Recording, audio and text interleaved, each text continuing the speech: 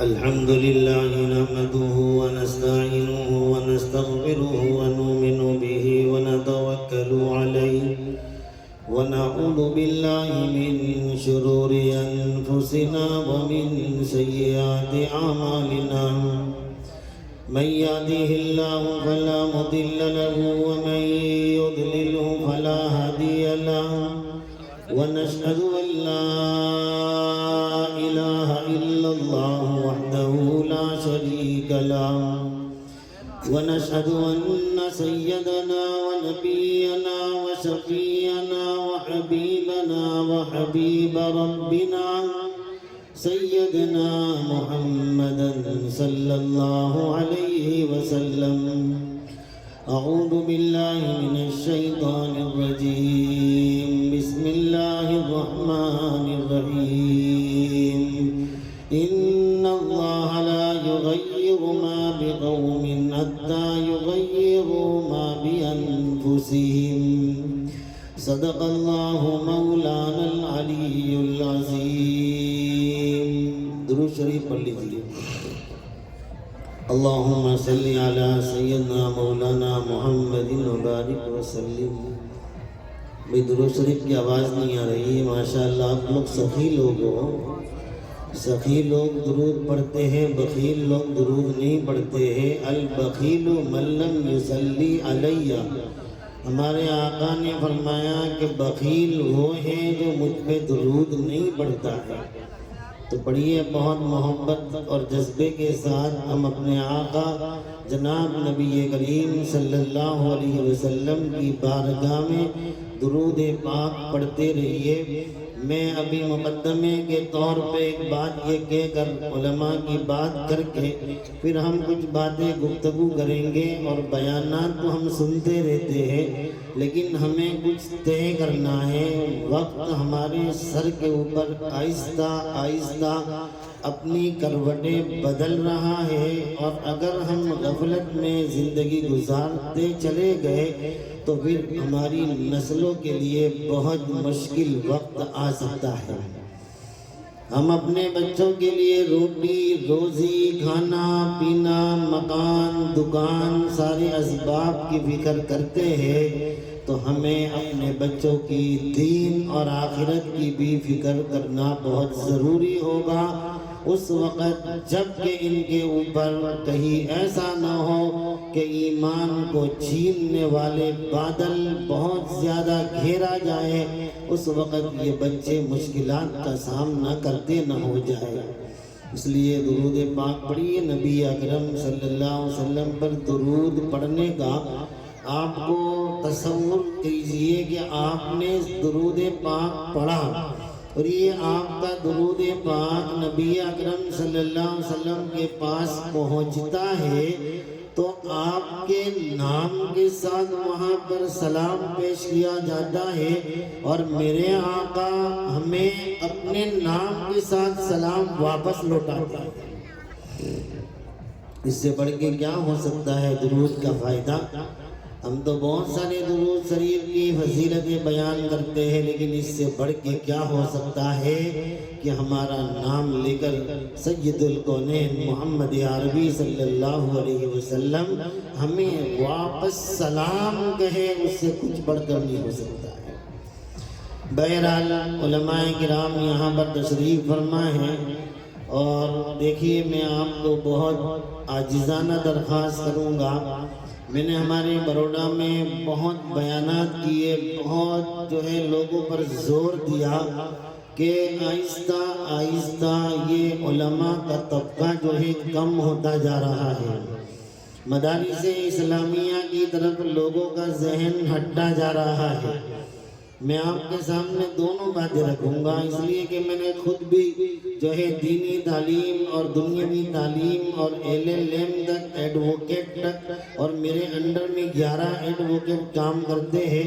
وہ ساری چیزیں ہونے کے باوجود بھی میں آپ سے پہلے یہ بات کہنا چاہوں گا کہ میں نے وہاں پر بار بار کہا کہ اگر ہم نے ان علماء کی قدر نہ کی، ان علماء پر دھیان نہ دیا، ان علماء کا احترام نہ کیا، ان علماء کو عزت نہ دی، یہ اللہ کے نبی کے وارثوں کی ہم نے قدر نہ کی، تو یاد رکھیے جہاں قدر نہیں ہوتی ہے وہاں سے نعمت چلی جاتی ہے، اور جب نعمت چلی جاتی ہے تو انسان اس نعمت سے محروم ہوتا ہے۔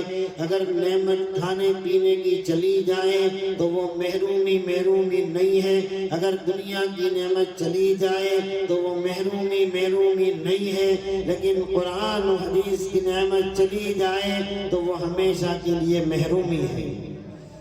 اس لیے ہم ان علماء کرام کی قدر کریں۔ پورا سروے ہم نے گجرات کا کیا، تو پورا سروے کرنے کے بعد معلوم ہو رہا ہے کہ اگر ہمارے وہاں پر بلوچ کا علاقہ ہے، وہاں پہ بہت سارے گاؤں ہیں، ہر گاؤں کے اندر ایک زمانے میں 150-200 بچے عالم دین بنتے تھے اور حافظ قرآن بنتے تھے۔ ابھی لیٹسٹ رپورٹ کے مطابق ان گاؤں میں سے ایک بچہ حافظ قرآن بن رہا ہے بس۔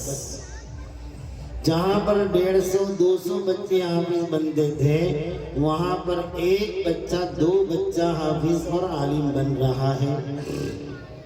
اس کی وجہ معلوم کی تو پتہ چلا کہ ان لوگوں کے ساتھ جو طریقے سے ویوہار ہو رہا ہے وہ بہت قابل غم ہے اور بہت قابل افسوس ہے کہ ہم نے ان کو اپنی نگاہوں میں جو بسانا چاہیے تھا وہ نہیں بسایا ہے۔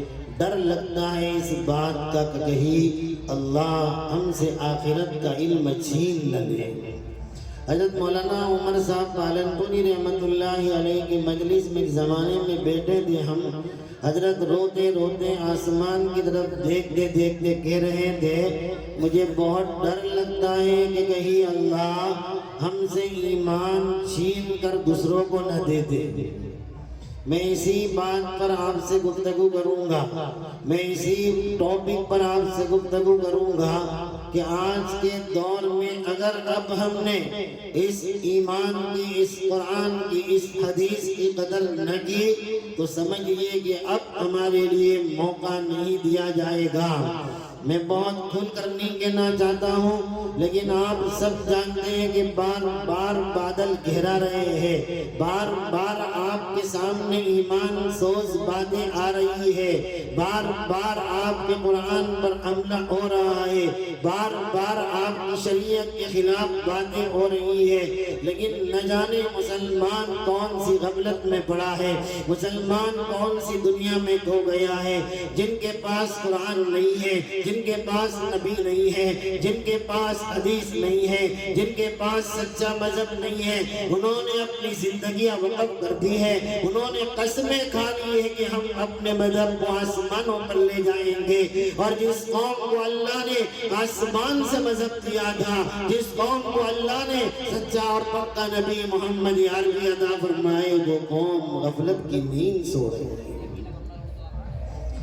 اس لیے میں نے وہاں پر 2 ٹوک کہا تھا کہ نوٹ میں انٹری کرو۔ اگر یہی طریقہ کار، یہی برتاؤ ان علماء کے ساتھ رہا تو 20 سال کے بعد آپ تلاش کرو گے کہ مفتی زاہد ہمیں کوئی اچھا عالم نماز پڑھانے کے لیے دے دو۔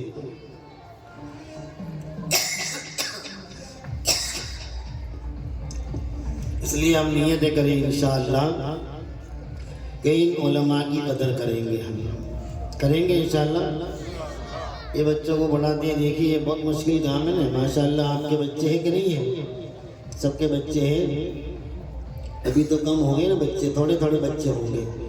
پہلے بہت زیادہ بچے ہوتے تھے، ابھی کم ہو گئے، جیسی نیت ویسی برکت ہو گئی ہے۔ تو یہ بچوں کو پڑھاتے ہیں اساتذہ، اور یہ بچے جو ہے اساتذہ کو جو پریشان کرتے ہیں، آپ 2 بچے 3 بچے گھر میں لے کر بیٹھتے ہو، اس کے باوجود بھی آپ کی کھوپڑی گرم ہو جاتی ہے۔ کبھی کبھی آپ بہت غصے ہو جاتے ہو، تھکے ہارے جاتے ہو، اور گھر کے اندر بچے پریشان کرتے ہیں تو آپ جو ہے بڑے گرم ہو جاتے ہیں۔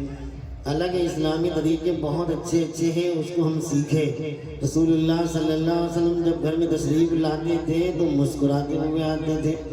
رسول اللہ صلی اللہ علیہ وسلم گھر میں آتے تھے تو بچوں کو بہت پیار و محبت سے پکارا کرتے تھے۔ رسول اللہ صلی اللہ علیہ وسلم جب گھر میں آتے تھے تو دونوں نوازے آپ کی پیٹھ کے اوپر بیٹھ جاتے تھے اور رسول اللہ صلی اللہ علیہ وسلم ان کو گھر کے اندر اس طریقے سے چکر کھلوا دیتے۔ کیا پیاری زندگی ہمیں عطا فرمائی تھی، وہ زندگی ہم نے خوشحال زندگی چھوڑ کے نہ جانے کیسی کیسی زندگی ہم نے اختیار کی ہے۔ واپس آئیے رحمت والی زندگی پر، واپس آئیے برکت والی زندگی پر۔ تو میں بچوں کی بات بتا رہا تھا کہ بچے استادوں کو کتنا پریشان اور بڑے ہوشیار ہوتے ہیں۔ مدرسے کے بچوں کی وہ کلپیں آتی ہیں، ہم دیکھتے ہیں کہ بڑے خطرناک بچے ہوتے ہیں، استادوں کی ناک میں دم لا دیتے ہیں۔ یہاں تک کہ بھئی کچھ بچوں کو استادوں نے جو ہے بولا کہ چلو ان کو سزا کرتے ہیں اور کرسی پر بٹھا کر بولا سائیکل چلاؤ۔ کیا چلاؤ؟ سائیکل چلاؤ۔ تو بچوں نے سائیکل چلانا شروع کیا اس طریقے سے۔ بچے ہوتے ہیں لیکن بڑے ماتھے کے ہوتے ہیں۔ بچوں نے سائیکل شروع کی چلانے کی۔ ایک بچے نے جو ہے پیر ایسے سیدھے کر کے چھوڑ دیے۔ استاد نے بولا کم بخت سائیکل چلا، سائیکل کیوں نہیں چلاتا؟ بولے استاد جی سائیکل کی چین اتر گئی ہے۔ بچے جواب بھی ایسے دیتے ہیں۔ اس لیے ہم اپنے بچوں کے اساتذہ کی قدر کریں کہ کم تنخواہ کے اندر یہ لوگ بھی چاہیں تو دکانیں کھول دیں، یہ لوگ بھی چاہیں تو چوڑیاں بیچ دیں، یہ لوگ بھی چاہیں تو کاروبار کر لیں اور اپنا کاروبار کر کے بہترین گھر اور بنگلہ بنا لیں اور گاڑیوں میں گھومتے ہو جائیں۔ آپ کو کیا اختیار ہے کہ آپ ان کو بولو گے؟ اس کے بعد مصیبت یہ ہے کہ یہ دین کا کام کرتے ہیں، اس لیے ان کو لوگ سنا کر چلے جاتے ہیں۔ اگر یہ دنیا کماتے ہوتے، دولت کماتے ہوتے اور یہ بچوں پر توجہ نہ کرتے ہوتے اور اپنی دنیا دھن دھنا کے بناتے ہوتے تو کوئی بھی انسان ان کو گالی نہ دیتا، برا نہ کہتا۔ لیکن زہ نصیب یہ محمد عربی صلی اللہ علیہ وسلم کی تعلیم کو لے کر آپ کے بچوں کو جنتی بنانے کی کوشش کرتے ہیں، آپ کے بچوں کو کامیاب بنانے کی کوشش کرتے ہیں۔ اس لیے ہم ان کو کچھ برا بھلا کہہ دیتے ہیں، لیکن آج سے طے کیجئے کہ انشاءاللہ ہم ان کا ادب و احترام کریں گے۔ حضرت مولانا رشید احمد گنگوہی رحمت اللہ علیہ قسم کھا کر کہا کرتے تھے کہ جو بھی علماء اور حفاظ کرام کو گالیاں دیتا ہے، میں قسم کھا کر کہتا ہوں اس کے دفن کرنے کے بعد اس کی قبر کو کھول کر دیکھیے، اللہ اس کی قبر میں اس کو اوندے منہ سلا دیتے ہیں۔ نبی اکرم صلی اللہ علیہ وسلم کے ارشاد کے مطابق اللہ جس کو ذلیل کرنا چاہتے ہیں وہ نبیوں کے وارثوں کے مخالف پیدا کر دیتے ہیں، اس بندے کو اور ذلیل کر دیتے ہیں۔ اس لیے ہم اس سے پرہیز کریں اور اپنے آپ کو بچانے کی کوشش کریں۔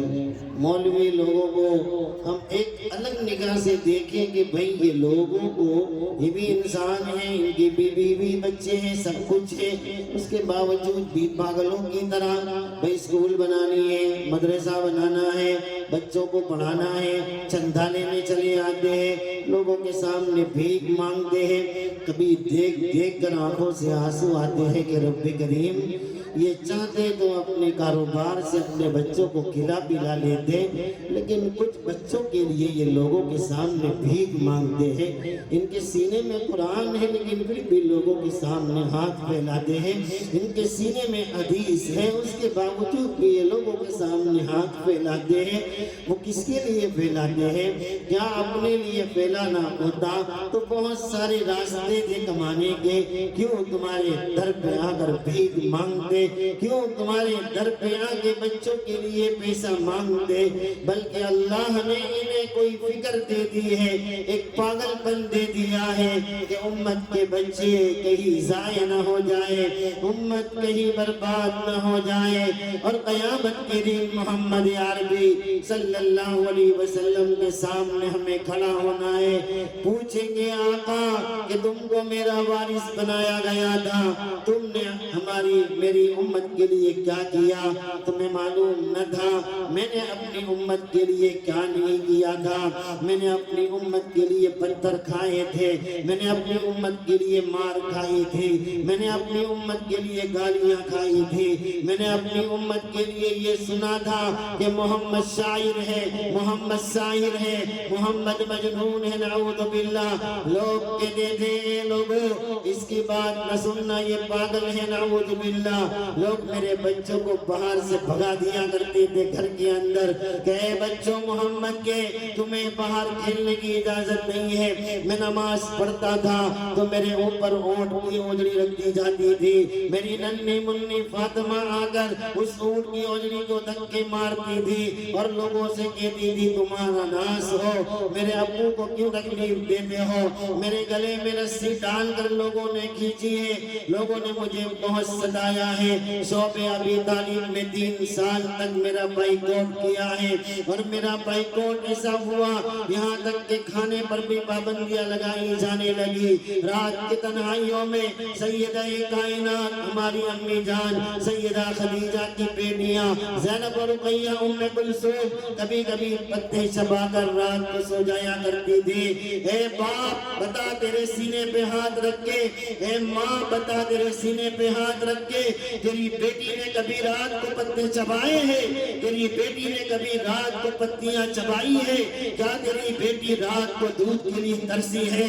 محمد عربی کی بیٹی ساری عورتوں کی سردار سیدۃ نساء اہل الجنہ سیدہ فاطمہ زہرا کی امی جان کہتی تھی یا رسول اللہ میری بیٹی کے لیے میرے سینے میں دودھ کے قطرے نہیں ہیں، پوچھو اس نانا کو، پوچھو اس باپ کو، پوچھو جس کی بیٹی رات کو اگر دودھ کے لیے روتی ہو اس باپ کا عالم کیا ہوگا۔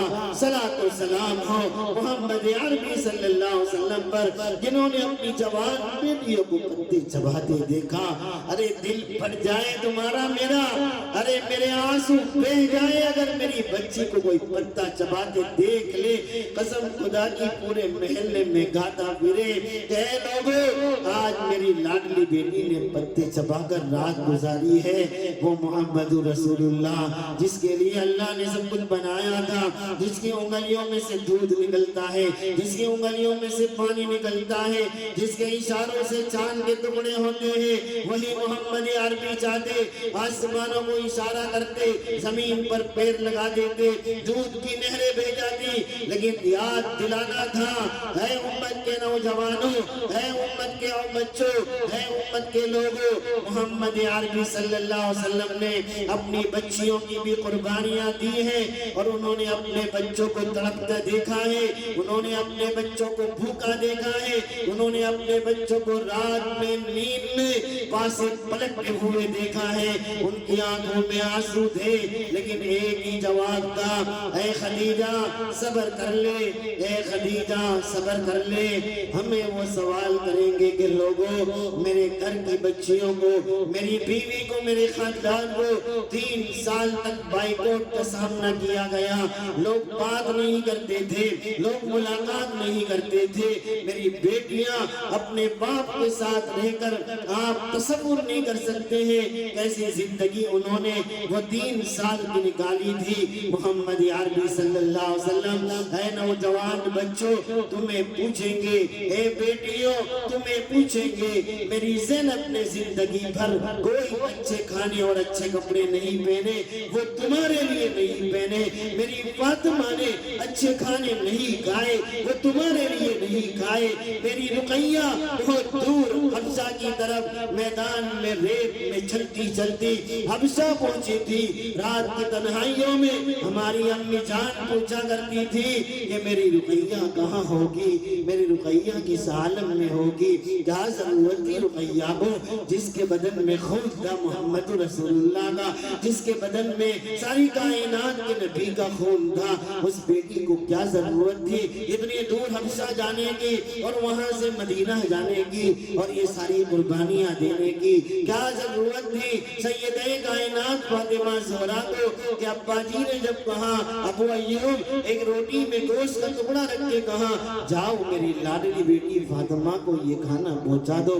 کیا ضرورت تھی اس فاطمہ کو بھوکا رہنے کی؟ اپنے ابا سے کہہ دی ابو جی حضرت عیسیٰ نے دعا کی تھی, آسمان سے مائدہ نازل ہوا تھا, آسمان سے دسترخوان نازل ہوا تھا, آپ بھی اتروا دیجئے, لیکن بتانا تھا, ہمیں بتانا تھا کہ تم اچھی زندگی گزار کر محمد رسول اللہ کی غلامی میں چلتے رہے. انشاءاللہ ہم نیت کرتے ہیں صرف بیان نہیں سننا ہے, ہمیں ورق پلٹنا ہے, ہمیں کام کرنا ہے, ہمیں کچھ بننا ہے. یہاں پر دیکھیے آج ہماری پوری دنیا میں اور پورے ملک میں یہ عالم ہے, یہ عالم ہے. میرے بچوں دل پھٹے جا رہے ہیں کہ نہیں جا رہے ہیں؟ صبح شام ان کے فوٹو اور ان کی ویڈیو دیکھ کر پہلے تو ہم پڑھا کرتے تھے کتابوں میں, لیکن اب تو آنکھوں سے دیکھ رہے ہیں کہ محمد رسول اللہ کے بچوں کو کیسے مارا جا رہا ہے, کیسے ان کی لاشیں پڑی ہوئی ہے. وہ میرے بھائیوں, باپ اپنے گود میں اٹھا کر اپنے بچے کو آئس کریم کھلانے نہیں لے جا رہا ہے. میرے بھائیوں, میری بہنوں, ماں اپنی گود میں سلا کر اپنے بچے کو اپنے آنچل میں نہیں سلا رہی ہے. ابھی رات کو ٹھنڈی لگے گی, ماں تو اپنے بچے کو کمبل میں سلا دے گی, باپ تو اپنے بچے کو کپڑا اڑا کر سلا دے گا. کچھ اس ماں کو جس ماں کی گود میں بچہ سوئے گا کبھی نہیں اٹھے گا, وہ ماں اس کے اوپر کفن اڑا کر ایک ہی جملہ کہتی ہے حسبی اللہ, حسبی اللہ, اللہ ہمیں کافی ہے. اسی لیے کہ ایک عرب کے عالم نے ہمیں جھنجھوڑتے ہوئے کہا لوگوں, اے دنیا کے مسلمانوں, 30,000 بچوں لوگوں, 30,000 مسلمان فلسطینی اور 70,000 زخمی اور 20 لاکھ بھوکے مسلمانوں کی داستان سننے کے بعد بھی تمہارے دل کے اندر کوئی تبدیلی نہیں آتی, تو پھر دنیا میں کوئی کتاب تمہیں سنانے والا نہیں ہوگا. ابھی بھی تمہاری زندگی کے حالات نہیں بدلیں گے. تم جا کر اپنے بچوں کو دسترخوان پر بٹھا کر بہترین کھانا کھلا دو گے. ابھی آپ کے سامنے وہی بچہ آئے گا جو پیالہ لے کر کھڑا ہے. ہر دن کا اپڈیٹ ہم پڑھتے ہیں. کئی مہینوں پہلے, 2 مہینے پہلے یہ اپڈیٹ آیا تھا کہ عورتیں باہر جاتی ہیں اور گھاس توڑ کے لاتی ہیں اور پانی میں گرم کر کر کے بچوں کو کھلاتی ہے. یہ دور کی بات نہیں ہے, یہ آپ کے ان بچوں کی بات ہے جن کے بارے میں رحمت عالم صلی اللہ علیہ وسلم نے ارشاد فرمایا تھا کہ میرے تکیے کے نیچے ایمان تھا. جبریل امین آئے اور وہ ایمان لینے لگے. میں نے پوچھا جبریل کہاں لے جاتے ہو؟ کہا یہ ایمان کی روشنی میں غازہ میں لے جاتا ہوں, میں اسقلان میں لے جاتا ہوں, میں فلسطین میں لے جاتا ہوں. وہاں کے لوگ وہ ہوں گے لا یدرہم من خذلہم, ان کو دنیا کی کوئی طاقت انشاءاللہ بالکل ہزیمت نہیں پہنچا سکے گی. ان کی زبانوں پر آج بھی حسبنا اللہ و نعم الوکیل ہے. آج بھی ان کی زبانوں پر یہ جملے ہیں کہ اللہ ہمیں کافی ہے. صلاۃ و سلام اس بہن کو جو حضرت خنسا کی سچی غلام ہے, وہ کھڑی ہو کر کہتی ہے یا مصطفیٰ, اے میرے شوہر, تو مجھ سے پہلے قربان ہو گیا. میں تیرے سر پہ ہاتھ رکھ کے قسم کھا کر کہتی ہوں میں میرے چاروں بیٹوں کو بھی اللہ کے راستے میں قربان کر دوں گی, لیکن محمد عربی کے دین کو جھکنے نہیں دوں گی. یہ جذبات ہیں میرے دوستوں ان بچوں کے. وہ کبھی کبھی ہم سنا کرتے تھے کہ سیدنا علی رضی اللہ تعالیٰ عنہ کے پیچھے تیر لگتا تھا, تو سیدنا علی رضی اللہ تعالیٰ عنہ کو لوگ کہتے تھے کہ نماز میں کھڑے ہو جائیں تو تیر نکال لینا. اللہ اکبر. ہم نے دیکھا ان بچوں کو غزہ کے کہ جب ان کے آپریشن ہوتے تھے, پیر ٹوٹے ہوئے ہوتے تھے, تو ان کا جب آپریشن ہوتا تھا تو وہ بچے قرآن پڑھتے تھے اور ان کو پتہ بھی نہیں چلتا تھا. کیا یہ لوگ ہیں, ان سے ہم نصیحت حاصل نہیں کریں گے؟ یہ ہمیں دستک دے رہے ہیں کہ مسلمانوں کے بچوں, تم نشے میں, تم موبائل میں, تم عیاشی میں, تم عیش میں, تم کھا کر آرام کی زندگی میں تمہیں کچھ نہیں کرنا، تمہارے نبی کے سامنے تمہیں نہیں جانا ہے، تمہارے نبی کے سامنے نہیں کھڑا ہونا ہے، اور میری بیٹی سیدہ فاطمہ کے سامنے نہیں کھڑا ہونا ہے۔ یہی بہن کہے گی، یہی ماں کہے گی، یہی بچہ کہے گا۔ آج بھی وہ کہہ رہے ہیں، آج بھی وہ کہہ رہے ہیں، وہ دادا کے جملے عربی میں جو اپنے 7 پوتوں کی لاشوں کے سامنے کھڑے ہو کر کے، دادا اے میرے بچوں، محمد رسول اللہ کو جا کر کہنا، محمد رسول اللہ کو جا کر کہنا، آپ کی امت نے ترکونا وخذلونا، ترکونا وخذلونا، آپ کی امت نے ہمیں اکیلا چھوڑ دیا ہے، ہمیں ذلیل و رسوا کر دیا ہے۔ وہ کتاب آپ کی آنکھوں کے سامنے ہے، وہ کتاب آپ کی آنکھوں کے سامنے روزانہ کھولی جاتی ہے۔ ہر بچہ آپ کے دل کو دستک دیتا ہے، آپ کے ایمان کو جھنجھوڑتا ہے، اور آپ کو کہتا ہے کہ کب تک سوتے رہو گے، کب تک غافل بن کے زندگی گزارو گے، بیدار ہو جاؤ، اپنی زندگی میں کچھ کرنے کا فیصلہ کر لو، ورنہ ایسے ہی جا کر حضور کے سامنے، اللہ کے سامنے کوئی جواب نہیں دے سکو گے۔ قابل تعجب بات یہ ہے کہ جب ان کی کچھ باتیں پڑھی گئی تو معلوم ہوا کہ وہاں کے لوگوں نے، میں اس لیے کہہ رہا ہوں کہ یہ تعلیم سے کنیکٹڈ ہے، جن لوگوں کے پاس بھوک ہے، جن لوگوں کے پاس کھانا نہیں ہے، جن لوگوں کے پاس تکلیف ہے، جن لوگوں کے پاس قید ہے، جن لوگوں کے قبرستان بچوں سے بھرے ہوئے ہیں، جن لوگوں کی ماؤں سے قبرستان بھرے ہوئے ہیں، سلام ہو اس قوم کو، سلام ہو اس قوم کو جس نے ہمیں جینے کا سلیقہ دے دیا، جس نے ہمیں زندگی کا حوصلہ دے دیا۔ وہ قوم کے لوگوں نے طے کیا کہ ہمیں کامیابی حاصل کرنی ہے، تو ہم طے کر لے کہ ہمارا ہر بچہ حافظ قرآن ہو جائے۔ قسم خدا کی انہوں نے 2017 میں یہ طے کیا تھا کہ ہمارا بچہ حافظ قرآن ہو جائے۔ جب یہ مہم چلی ہے، آپ تعجب کرو گے، 23 لاکھ مسلمانوں کی بستی میں آج کی تاریخ میں 14 لاکھ لوگ حافظ قرآن ہیں، 14 لاکھ لوگ حافظ قرآن ہیں، اور اللہ نے ان کو انشاءاللہ بہت جلد نصر من اللہ و فتح کی قریب کا مژدہ سنا دیا جائے گا۔ لیکن وہ ہمیں یہ سبق دے گئے، مسلمان اپنی چھت میں رہ کر، اپنے گھر میں رہ کر، اپنے بچوں کو سینے پہ سلا کر، اے ماں اپنی بچوں کو گود میں دودھ پلا کر کم از کم رسول اللہ کے دین کی فکر تو کر، اپنے بچوں کی تعلیم کی فکر تو کر، اپنے بچوں کو دین دنیا کی تعلیم کی فکر تو کر۔ اس لیے ہمیں آج یہاں بیٹھ کر طے کرنا ہے کہ انشاءاللہ ایک ایک ماں باپ طے کریں گے کہ ہمارے بچے اور بچی کو کچھ بنانا ہے، تو انشاءاللہ آئندہ ہمارے لیے ایک نیا صورت نکلے گا۔ نیت کرتے ہیں انشاءاللہ، نیت کیجیے۔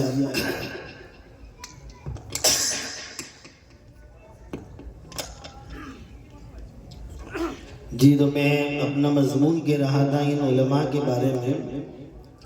دیکھیں ان کو ابھی ضرورت نہیں کوئی بیان سننے کی، بہت ضرورت نہیں، سب پڑھے لکھے لوگ ہیں اور سارے قصے واقعات جانتے ہیں لوگ، لیکن بس یہ فکر رہتی ہے کہ ہماری قوم، ہماری امت کچھ نہ کچھ ان کے اندر آ جائے، اس لیے یہ اسٹیج پہ آ جاتے ہیں۔ یہ نہیں بھی آتے ہیں تو کوئی مسئلہ نہیں ہے، ہمارے اکابرین نے اور حدیث پاک کے مفہوم کے مطابق لکھا ہے۔ مولی الیاس گمن صاحب اکثر کہا کرتے ہیں کہ ایک آدمی رات کو 1000 نفل نماز پڑھے اور ایک عالم دین اگر سو جائے تو میرے آقا نے فرمایا کہ وہ عالم دین اس 1000 نفل والوں سے اس کا سونا بہتر ہو جائے گا، اس لیے کہ وہ وارث نبی بن چکا ہے، اور وارث نبی ہونے کا اس کو بینیفٹ یہ ملے گا کہ اس کی رات کو سونا بھی عبادت اللہ نے شمار کر لیا ہے۔ لہذا ہم اپنا مضمون آگے بڑھاتے ہوئے اب آگے چلتے ہیں، لیکن میرے دوستوں، میرے بھائیوں، نیتیں کریں۔ میں نے ہمارے علاقے میں محلہ کمیٹی بنا دی ہے، ہر محلے کے 250 محلہ کمیٹی ہم نے بنائی ہے. اب کل سے وہی ہماری مہم شروع ہوگی، رات سے میٹنگیں ہوگی الگ الگ، اور یہ 5 دن میں یہ ساری میٹنگیں ختم کرنی ہیں. تو بہرحال ہم نے سارے محلہ کمیٹی بنائی ہے، اور محلہ کمیٹی کے نوجوانوں کو ہم نے یہ شرم دلائی ہے کہ تم رات کو بیٹھے بیٹھے باتیں کرتے ہو، رات کو بیٹھے بیٹھے لوگوں کے گھروں میں ٹاکتے ہو، لوگوں کی غیبت اور برائی کرتے ہو. اس سے بہتر ہے کہ تم یہ فکر میں لگو کہ تمہارے محلے کی بیوہ کسی کے گھر پہ جا کر بھیک مانگے تو تمہیں شرم نہیں آتی ہے؟ تمہارے محلے کا یتیم گھر میں سسکے اور اس کی ماں سے مانگے تمہیں شرم نہیں آتی ہے؟ محمد عربی صلی اللہ علیہ وسلم ہمیشہ یتیموں کا خیال کیا کرتے تھے، ہمیشہ بیوہ کا خیال کیا کرتے تھے. تمہارے پاس وقت ہے، تمہاری جوانی ادھر لگاؤ، تم ادھر خیال کرو. تو ہم نے الحمدللہ جب یہ باتیں کی ہیں تو ہمارے محلے کی کمیٹیاں بنی، اور یہ طے ہو گیا کہ محلے کا کوئی آدمی بھی بھوکا نہیں رہے گا، کوئی عورت بھی بھوکی نہیں رہے گی. جن لوگوں کے پاس کھانے پینے کے اسباب نہیں ہے، پورا سال کا ان کا بندوبست کیا جاتا ہے. محلے میں میڈیکل پرابلم آتا ہے، وہی علاقے کے لوگ اپنی زکوٰۃ اور اپنی سارے پیسے جمع کر کے ایک بیوہ ہو، ایک یتیم کی فیس بھرنی ہو، ایک غریب کو جو ہے تکلیف سے نکالنا ہو، وہ سارا کے سارا محلے کا وہ نوجوان کر رہا ہے، جس کو دیکھ کر فرشتے بھی فخر کرتے ہیں کہ اللہ یہ نوجوان پسند ہے جو رات کی تنہائیوں میں اپنے اوٹلوں پر بیٹھ کر غیبت اور چغلی نہیں کرتا ہے، بلکہ محمد عربی صلی اللہ علیہ وسلم کی بیٹیوں کی فکر کرتا ہے. تو میرے نوجوان دوست کرو گے انشاءاللہ؟ انگلی اونچی کر تو کھالی یہ نیچے والے انشاءاللہ نہ کہے، اوپر والے تمام ساتھی دوست طے کریں گے انشاءاللہ. میں آپ کو ایک واقعہ سناتا ہوں، جب آپ سنو گے تو کہو گے کہ مفتی صاحب ہم نے آج سے طے کر لیا ہے کہ ہمارے محلے کی کوئی بیوہ کسی اور کے محلے میں جا کے بھیک نہیں مانگے گی انشاءاللہ. میرا مضمون تو دوسرا ہی تھا، لیکن کہاں سے کہاں بات چلی گئی ہے. مفتی صاحب کو میں نے بولا تھا تعلیم کے بارے میں بھی، اور ابھی میں نے آپ کو بتایا تھا کہ ہم جس دور سے گزر رہے ہیں میں پیچھے کے دور پہ جانا چاہتا تھا، اور ایک طرف ہماری حالت کہاں جا رہی ہے اور دوسری قوم کی حالت کہاں جا رہی ہے، مجھے پورا ایک پکچر بتانا تھا. لیکن اب بات چل پڑی ہے کہ ہمیں کچھ کرنا ہی ہے، تو ہم ہمارے علماء کا جو سپورٹ کرنا ہے، ان کو اسکول کا کام کرنا ہے، ان کو مدرسے کا کام کرنا ہے، آپ ان کا سپورٹ کیجیے. آپ جانتے ہیں کہ ہمارے حالات کیا ہیں، ہماری بچیاں کس حالت میں ہمارے ہاتھ سے نکلی جا رہی ہے، اس لیے یہ ساری فکر ہم سب کو مل کے کرنی ہے. لیکن میں کہہ رہا تھا کہ یہ تمام نوجوان اگر طے کر لے، دیکھیے ایک بہت بڑے بزرگ علامہ ابن عربی رحمۃ اللہ علیہ اور دوسرے ایک سلیمان بن احبان کے واقعات میں لکھا ہے، یہیں سے ایک واقعہ سنا کر آپ کو میں جھنجھوڑنا چاہتا ہوں، اور آپ طے کر لیں گے انشاءاللہ. ہمارے محلے کے اندر میں یہاں چلتا رہا، دیکھتا رہا، روڈ کی حالت ایسی ہے کہ فرشتے بھی بیچارے سوچتے ہوں گے کہ یہ کیسے جی رہے ہیں، یہ کیسے جی رہے ہیں. کہ گاڑی اوپر سے نیچے کودتی ہے تو ایسا لگتا ہے کہ ہماری کمر کا بھی جمپر نکل جائے گا. ایسی حالت آپ کے علاقوں کی ہے. اب راہ دیکھتے ہیں جیسے ہم ساری دنیا کا مسلمان راہ دیکھتا ہے کہ امام مہدی آوے تو کچھ ہوئے، ایسے ہم بھی راہ دیکھتے ہیں کہ کوئی آوے روڈ بنانے کے لیے، تو ہمارے روڈ راتوں رات فرشتے آگے بنا کے چلے جائیں. یہ ہماری فکر ہے، ہماری سوچ ہے. ہم نے ہمارے قاری مجیب ہے، انہوں نے جی پی ایس سی کر کے انسپیکٹر کی ایگزام بھی پاس کی، فورسٹ آفیسر کی ایگزام پاس کی، اس کے بعد جی پی ایس سی کی کلاس چلائے، اور ہم نے پورے شہر کے بچوں کو بلایا اور بلا کر یہ باتیں سکھوائی کہ آپ چھوڑیے، کوئی کارپوریٹر کام کرتا نہ کرتا، لیکن سنویدھان ہمارے پاس ہے، یہ کانسٹیٹیوشن ہمارے پاس ہے، اس کے مطابق ہمیں حق ہے کہ ہمارے محلے میں یہ بیسک سویدھا ہونی چاہیے. وہ قاعدے کے مطابق ہم لوگوں سے اور ان لوگوں سے ڈیمانڈ کر کے اپنے علاقوں کو صحیح کروا سکتے ہیں. رسول اللہ صلی اللہ علیہ وسلم نے فرمایا رستوں میں تکلیف دینے والی چیز کو دور کرو، اللہ صدقے کا ثواب عطا فرمائیں گے. ایک روڈ کو ٹھیک کروا دو نوجوانوں، جب تک وہ روڈ ٹھیک رہے گا وہاں تک تمہارے لیے اللہ صدقے کا ثواب لکھیں گے، وہاں تک تمہارے لیے فرشتے رحمت کی دعا کریں گے، وہاں تک اللہ تعالیٰ تمہارے لیے مغفرت کے اسباب بنائیں گے. لیکن مجھے تعجب ہوتا ہے گا کہ سارے لوگ آ رہے ہیں جا رہے ہیں، اس طریقے سے ہم نے اپنے علاقوں کا حال بنا کے رکھا ہے۔ حوصلہ ہے تو آپس کی لڑائیاں چھوڑ کر ان کاموں میں پڑیے جس سے اللہ بھی راضی ہوتے ہیں، رسول اللہ بھی راضی ہوتے ہیں۔ سلیمان بن عبان یا علامہ ابن عربی رحمۃ اللہ علیہ فرماتے ہیں کہ مجھے حج کو جانا تھا، لیکن میں نے جب حج کے قافلے کے ساتھ نکلنا شروع کیا تو ایک عورت کو دیکھا، ایک عورت مردہ مرغیاں یا مردہ جانور لے کر تھیلی میں بھر رہی تھی۔ میں نے اس کو جب دیکھا تو وہ چپکے سے لے کر تھیلی لے کے بھاگنے لگی۔ میں اس کے پیچھے پیچھے گیا، جب وہ اپنے گھر میں داخل ہو گئی تو میں نے دروازہ کھٹکھٹایا کہ بہن جی دروازہ کھولیے۔ جب اس نے اندر سے پوچھا کون ہو تو کہا میں یہ ہوں۔ کہا آپ کو کیا مطلب ہے؟ کہا بہن جی آپ یہ مردہ مت کھانا، اسلام نے حرام کیا ہے۔ وہ کہنے لگی چلے جاؤ، کئی دنوں سے میری بیٹیاں بھوکی ہیں تو پوچھنے آئے، آج مسئلہ بتانے آئے ہو؟ آج مسئلہ بتانے آئے ہو؟ میرے علماء سے میں گزارش کروں گا، یہ میرے ساتھی بیٹے ہیں، آج ہم نے وہاں پر لوگوں کے دل جو جیتے ہیں۔ مجھے 24 آورز کوئی بندہ فون کرتا ہے، رات کو بھی میں ہاسپٹل کے لیے ان کے لیے دوڑ کے چلا جاتا ہوں۔ کوئی بھی موقع ہوتا ہے رات بھر دن بھر دوڑ کے نکل جاتے ہیں، تب جا کر امت کو ایک حوصلہ آتا ہے، امت کے اندر ایک ہمت آتی ہے۔ سلیمان بن عبان سے کہنے لگی وہ عورت تمہیں پرواہ ہے؟ تم مسئلہ بتاتے ہو ہمیں؟ میری بچیاں 3 دن سے بھوکی ہیں اور یہ بھی محمد عربی صلی اللہ علیہ وسلم کے خاندان سے تعلق رکھتی ہے۔ مجھے شرم آتی تھی کہ میں کسی کے سامنے بھیک مانگوں۔ جاؤ موت آنے کی ہو تو ایسی حرام چیز بھی کھا سکتے ہیں۔ سلیمان بن عبان نے فرمایا رک جا بہن مت کھا، میں ابھی آتا ہوں۔ اپنے قافلے والوں کے ساتھ سارا سامان واپس لیا، پیسے واپس لیے اور جلدی جلدی سارا سامان خرید کر اس عورت کے پاس آئے، اس بہن کے پاس آئے اور آنے کے بعد اس سے کہا بہن دروازہ کھول، میں تیرے بچوں کے لیے حلال پیسہ اور حلال کمائی لے کر آیا ہوں۔ اس عورت نے دروازہ کھولا، کھانا ان کو دیا۔ وہ عورتوں نے کہا سلیمان اللہ تجھے ہمیشہ حاجی بنائے، اللہ تمہیں جو ہے محمد عربی صلی اللہ علیہ وسلم کی دعاؤں کا مستحق بنائے۔ سلیمان اپنے گھر چلے گئے، قافلہ حج کو چلا گیا۔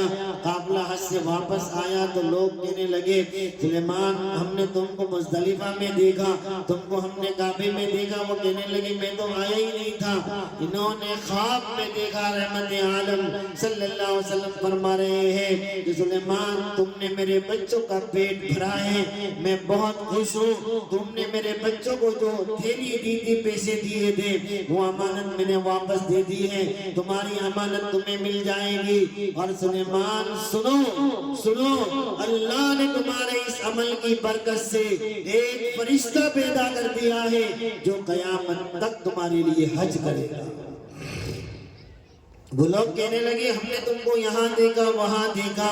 وہ خواب دیکھنے کے بعد پتا چلا کہ اللہ نے ان کے لیے اس فرشتے کو قیامت تک کے لیے پیدا کر دیا ہے۔ اللہ کو اپنی مخلوق کی خدمت بہت پسند ہے میرے دوستو، اللہ کو اپنے بندوں کی خدمت بہت پسند ہے میرے بھائیوں۔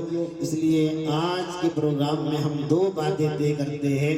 ایک دینی اور دنیاوی تعلیم میں ہم بہت محنت کریں گے، ہم یہاں تک محنت کریں گے کہ ہم کسی کے محتاج نہ رہے۔ میڈیکل لائن دیکھیے، میں نے وہاں پر ہمارے دوستوں سے کہا، ڈاکٹروں سے کہا 1 مہینے میں ہمارا لیبوریٹری کا خرچہ اور CT اسکین MRI سونوگرافی اس کا خرچہ 1 مہینے میں شہر کے لوگوں کا 3 کروڑ روپے ہوتا ہے۔ ہم نے ان کی محنت کی تو MRI شروع ہوا، CT اسکین شروع ہوا اور دھیمے دھیمے پورے شہر میں 500 سے 600 ڈاکٹر پیدا ہو گئے اور الحمدللہ کافی اہل ایمان کے اور لوگوں کی انسانیت کے خاطر ان کی جو ہے اکنامک حالت بھی سدھرنا شروع ہو گئی۔ محتاج کی ختم کرو، اپنے یہاں ایسے بچے بناؤ جو ہماری ضرورت کو پورا کرے، ایسی بچیوں کو پڑھاؤ ان کے ایمان کے ساتھ کہ ہماری بیٹیوں کے اچھا سا علاج کر سکے۔ آج سونوگرافی کا مسئلہ ہو، آپ کی بچی کو پیٹ کھولنا پڑتا ہے، آپ کو اگر سرجن کے پاس جانا ہے ایسی جگہ کھولنی پڑتی ہے جہاں اس کو شرم آتی ہے۔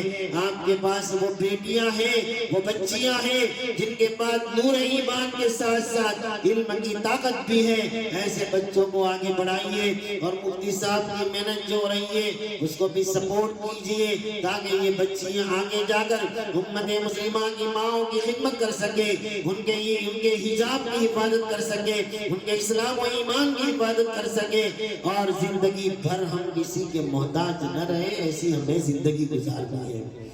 بہرحال وقت بالکل گنجائش نہیں دے رہا ہے، میں مفتی زاہد صاحب کا بھی بہت بہت شکریہ ادا کرتا ہوں کہ انہوں نے جو ہے موقع دیا ہمیں گفتگو کرنے کا۔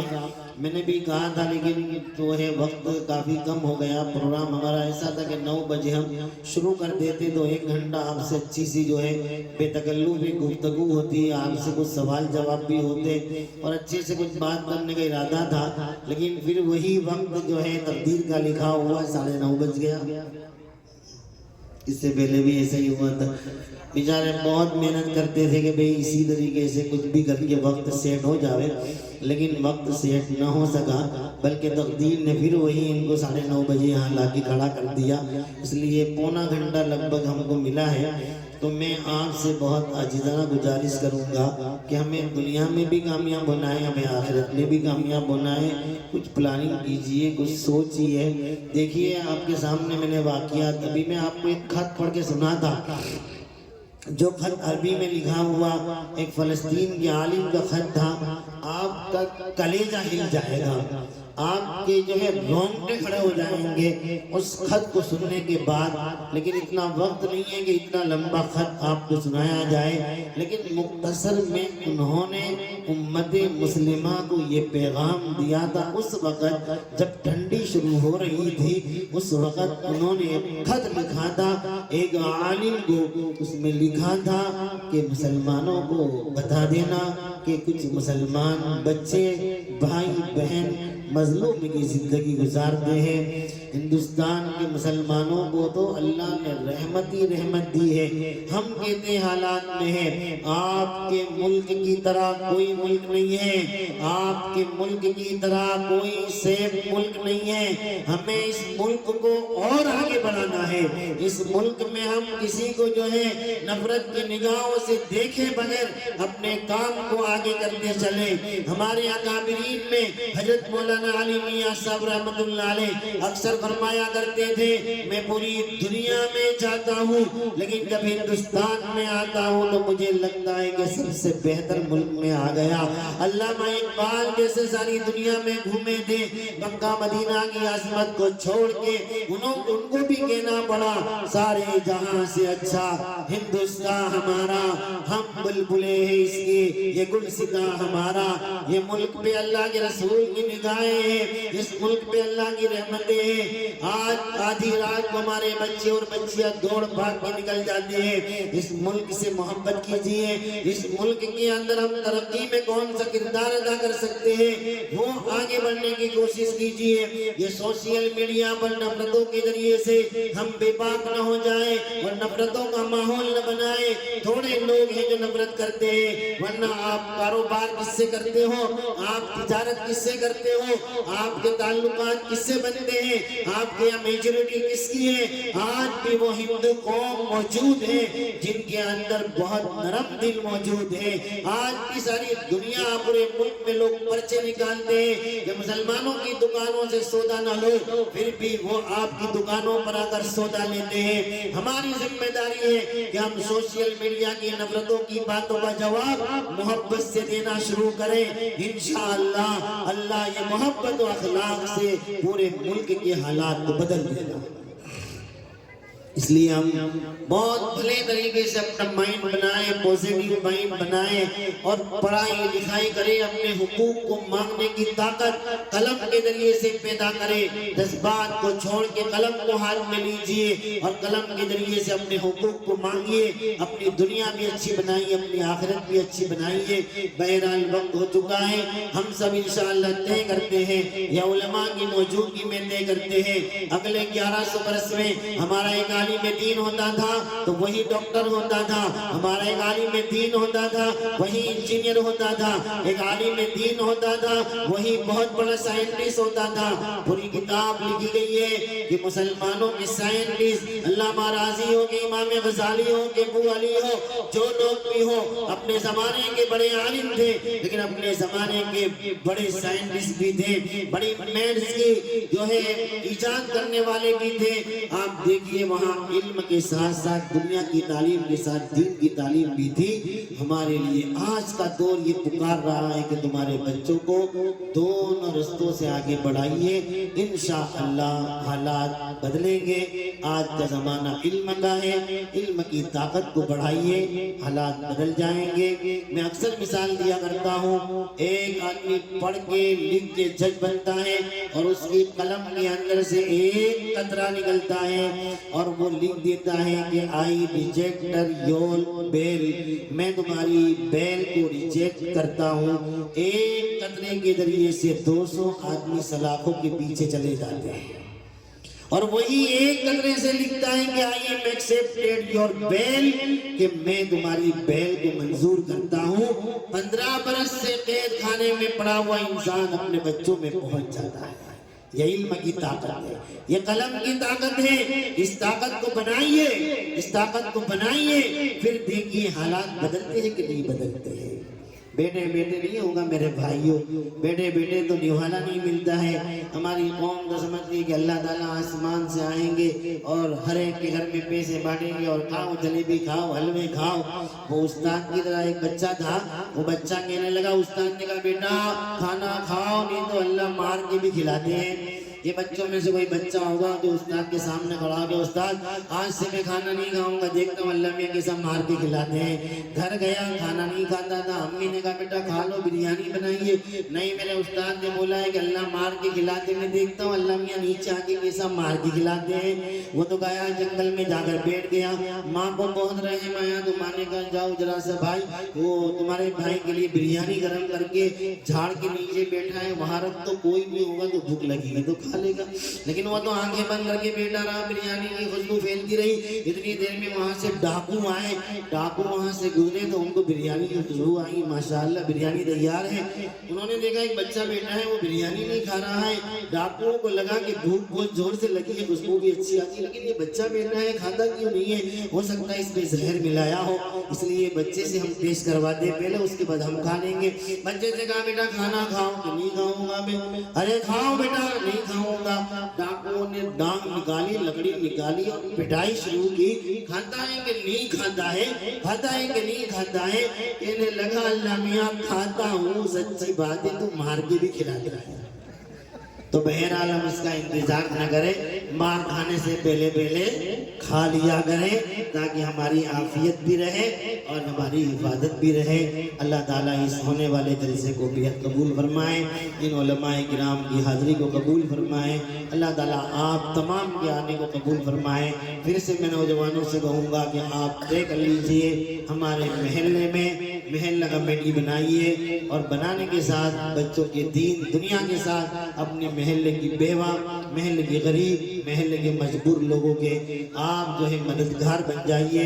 قسم خدا کی اللہ آپ کو کبھی بھی ضائع نہیں کریں گے۔ اللہ ہمارے اس جلسے کو بہت قبول فرمائے، آمین وآخر دعوانا الحمدللہ رب العالمین۔ ماشاءاللہ حضرت نے بہت ہی قیمتی باتیں کی ہیں، اللہ ہمیں ان سب پر عمل کی توفیق عطا فرمائے اور انہی کے دائرہ کار میں آگے بڑھنے کی توفیق عطا فرمائے۔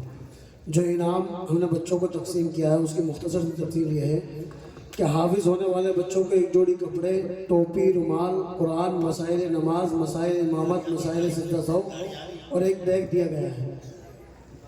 ناظرہ مکمل